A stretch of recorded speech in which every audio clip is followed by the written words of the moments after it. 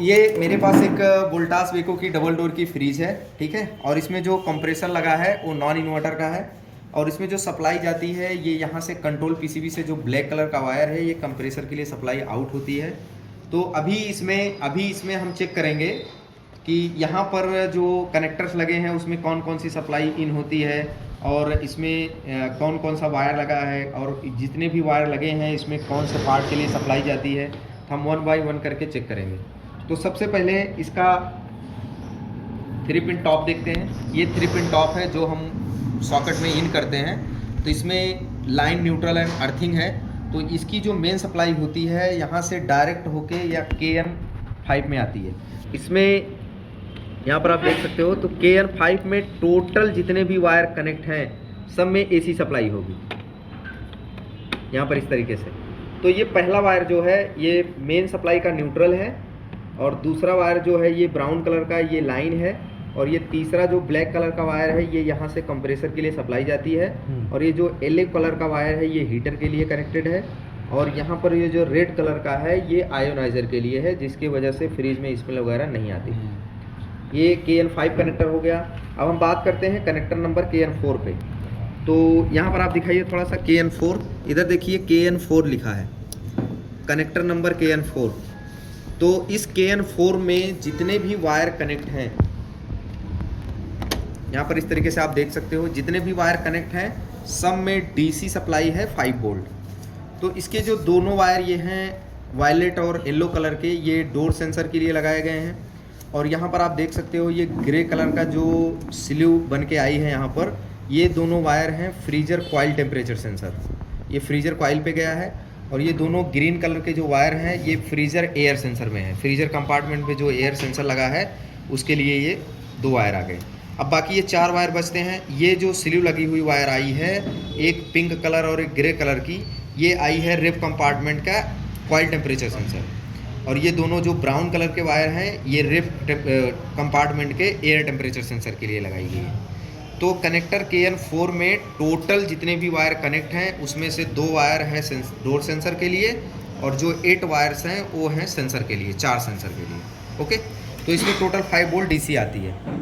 तो यहाँ पर हमने इसको कनेक्ट कर दिया। अब नेक्स्ट पॉइंट हम देखेंगे कनेक्टर नंबर KN6। यहाँ पर आप थोड़ा सा जूम करके दिखा दो, ये है कनेक्टर नंबर KN6, यहाँ पर लिखा है KN6।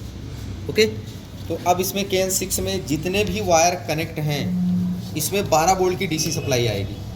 तो मैं ऊपर से आपको 1 बाय 1 करके समझा देता हूँ। ये जो ब्लैक वायर है ये है ग्राउंड, ये और जो यहाँ पर ये 3 वायर जो लगे हैं, ठीक है।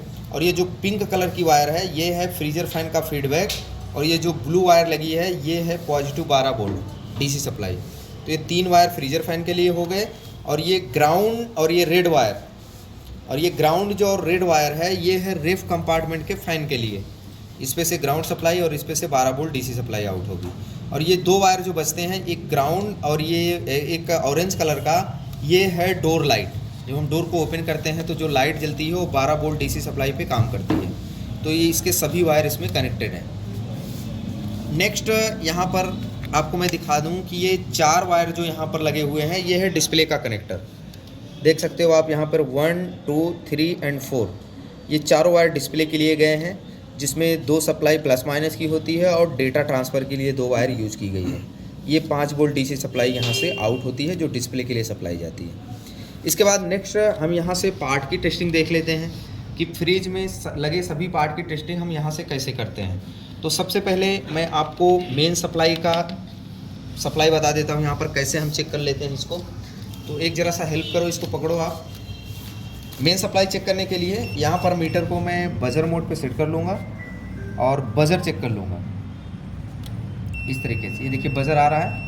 तो अब मैं एक प्रॉब को यहाँ पर न्यूट्रल पे लगाऊंगा ऐसे ब्लू वायर पे और इसको बारी बारी से चेक करूँगा। ये देखो, ये देखिए यहाँ से न्यूट्रल आ रहा है और दूसरा टर्मिनल में लगाऊंगा लाइन पे और यहाँ से मैं लाइन चेक कर लूँगा।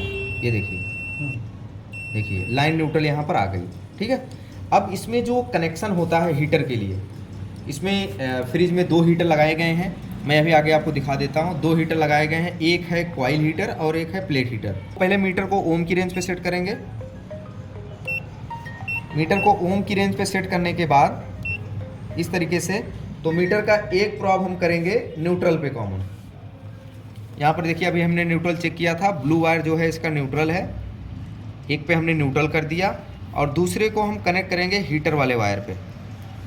यहाँ पर देखिए इस तरीके से मीटर में आपको अगर दोनों हीटर कनेक्टेड रहेंगे तो मीटर में आपको 433 ओम्स की रेजिस्टेंस वैल्यू आएगी। यहाँ पर आप देख सकते हो 433 ओम्स की वैल्यू आ रही है। ओके, अगर कोई भी हीटर फॉल्टी होगा, जैसे एक हीटर इसमें लगा है 500 ओम का और दूसरा हीटर लगा है 2.5 किलो ओम का, जो हीटर फॉल्टी होगा उसकी रेजिस्टेंस वैल्यू यहाँ से माइनस हो जाएगी। ठीक है, देन अगेन ये हीटर हमने यहाँ से चेक कर लिया और यहीं से मैं डोर सेंसर को चेक कर सकता हूँ। तो मीटर को हम ओम की रेंज पे या बजर मोड पे कर लिए, पहले हमको डोर सेंसर चेक कर लेना है।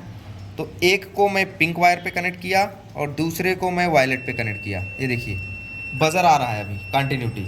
एक बार डोर को ओपन कर दो, जैसे मैं डोर को ओपन किया देखिए कंटिन्यूटी बंद हो गई, फिर डोर क्लोज किया फिर से कंटिन्यूटी आ गई। तो इस तरीके से हम डोर सेंसर को चेक कर लिए। इसके बाद अब मीटर को मैं सेट कर दूंगा ओम की रेंज पे। ये देखिए ओम की रेंज पे सेट करके मैं यहाँ से चारों सेंसर की वैल्यू चेक कर लूँगा यहीं से।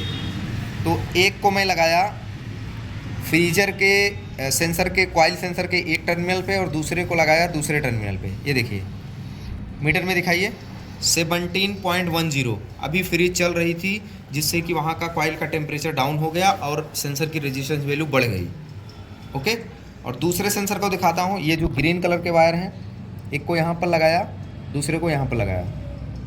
देखिए 14.6 मतलब फ्रीजर कंपार्टमेंट के अंदर जो एयर है उसका टेम्परेचर थोड़ा सा डाउन हो गया, जिससे इसके सेंसर की वैल्यू 14 किलो ओम हो गई। फिर हम बात करते हैं रेफ कॉइल टेम्परेचर सेंसर का।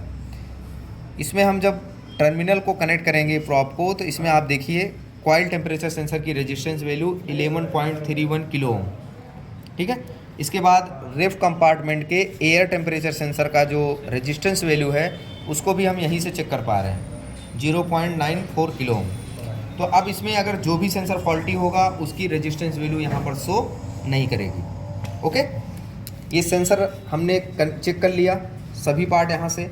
अब यहाँ से मैं लाइव टेस्टिंग अगर करना चाहूँ तो भी हम कर सकते हैं। जिस पार्ट पे सप्लाई आउट नहीं हो रही है, जिस पार्ट का फेलियर आ रहा है, मैं इसको लाइव सप्लाई देके यहाँ पर चेक कर सकता हूँ। जैसे इसका door sensor 5 volt DC supply पे काम करता है, तो मैं यहाँ पर आपको पहले लाइव चेक करके दिखा देता हूँ। एक बार कनेक्ट करो इसके प्लग को, ये लो इसको प्लग इन करो।